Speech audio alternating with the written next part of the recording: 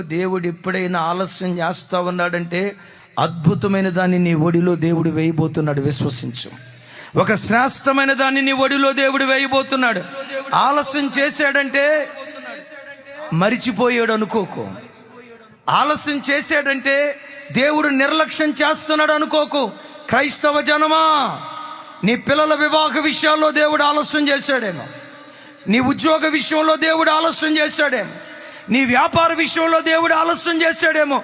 ఏడుస్తూ, దేవా ఎంతకాలం ప్రార్థించాలయ్యా, ఎంతకాలం ఉపవాసం ఉండాలయ్యా, ఇన్ని సంవత్సరాల నా నిరీక్షణ ఏమైపోయింది, ఇన్ని సంవత్సరాల నా కన్నీరు ఏమైపోయింది, జవాబు ఇవ్వవా? ఎందుకు ఇంత ఆలస్యం జరుగుతుందని. మీలో ఎవరైనా దేవుని కార్యాలు ఆలస్యమైపోతున్నాయని ఏడుస్తున్న బిడ్డలుంటే నా చేతులెత్తి దీవిస్తున్నా.